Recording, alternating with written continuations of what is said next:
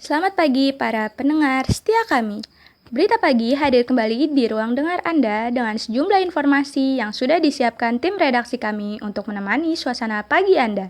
Berita pertama, Operasi Bersinar tahun 2016 sudah digelar hampir sebulan di Denpasar.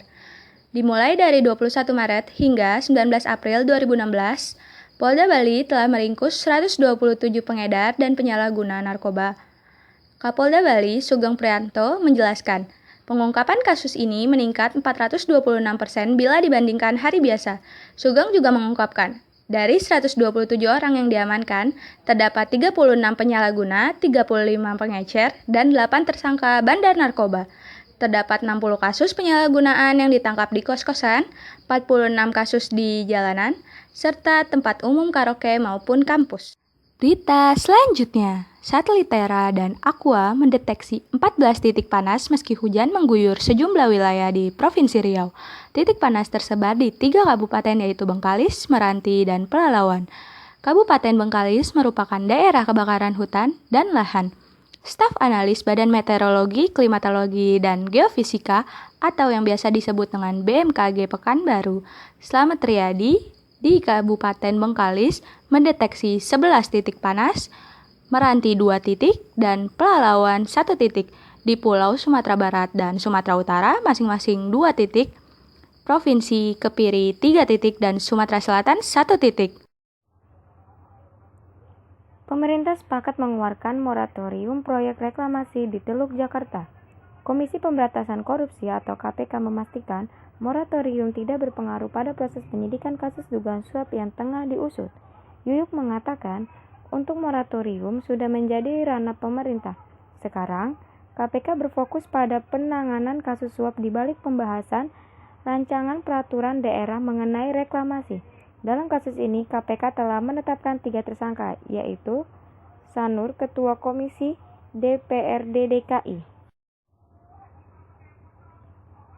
Polrestra Balerang menyita ratusan pasang sepatu tiruan merek terkenal Nike dan OI Star di Panbil Mall. Wakasat Reskrim Polrestra Balerang, data analis didampingi Retno Andriani, mengungkapkan penyitaan ratusan pasang sepatu merek terkenal itu berdasarkan laporan konsumen yang merasa ditipu saat membeli sepatu merek Nike di mall. Polisi menetapkan 4 tersangka yaitu EY, AS, AY, dan AH. Para pelaku akan dikenakan pasal 94 ayat 1 UU nomor 15. Sepekan jutaan ikan mati di kawasan Freeport, bau busuk menyengat. Berita radio, warga pesisir di sekitar kawasan pelabuhan Portside milik PT Freeport di Timika, Papua, sepekan yang lalu dikejutkan dengan matinya jutaan ekor ikan. Ketua Lembaga Musyawarah Suku Kamoro yang merupakan warga setempat meminta pihak Freeport dan pemerintah daerah Mimika memberikan penjelasan dan tanggung jawab atas insiden itu.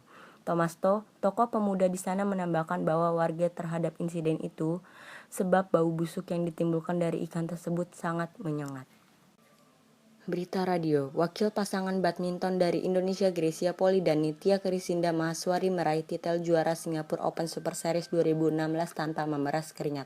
Pasangan ranking 3 di dunia ini menyandang gelar juara secara otomatis setelah Misaki Matsutomo dan Ayaka Takashi menyatakan mundur di babak final karena Misaki mengalami cedera ankle kaki kiri. Walaupun menang tanpa tanding final, namun dalam perjalanan menuju gelar juara, Grecia dan Nitya telah menampilkan perjuangan yang luar biasa. Grecia dan Nitya berhasil menyingkirkan wakil dari Mesir, Korea, dan Tiongkok. Selamat pagi pendengar Tun FM, dimanapun Anda berada. Jumpa lagi dengan saya, Yusi Oktariana. Dalam Strong News Pagi, berita hangat pagi ini adalah Kepala Dinas Pendidikan Kabupaten Mojokerto, Yoko Priyono membenarkan minimnya sekolah tingkat SMP di Kabupaten Mojokerto setempat yang mengikuti UNBK tahun ini. Menurut Yoko Priyono, selain kemampuan dalam teknologi dan juga minimnya fasilitas komputer, namun dari pihak Yoko pun mengklaim persiapan UN tingkat SMP ini sudah matang. Pelaksanaan UN tingkat SMP di Kabupaten Mojokerto akan diikuti 16.128 peserta dari 203 semua sekolah. Namun, para siswa akan mengikuti UN selama 4 hari mendatang pada 9-12 Mei 2016. Berita selanjutnya, rencananya Gubernur DKI Jakarta Ahok akan menghapus jalur lambat di sepanjang Jalan Jenderal Sudirman hingga Jalan Tamrin. Aturan ini akan berlaku mulai bulan Mei 2016 nanti. Bahkan, trotoar juga akan diperlebar hingga 9,5 meter. Saat ini, motor pun sudah dilarang melintas untuk Jalan MH Tamrin hingga Jalan Medan Merdeka Barat. Gubernur DKI Jakarta Ahok kembali menyinggung akan mengambil alih semua rute bus. Rencananya, tarif bus Transjakarta semua akan sama, sehingga banyak orang beralih ke transportasi umum. Aturan ini pun bertujuan untuk mengurangi kemacetan di daerah kota Jakarta. Sekian Strong News dari kami.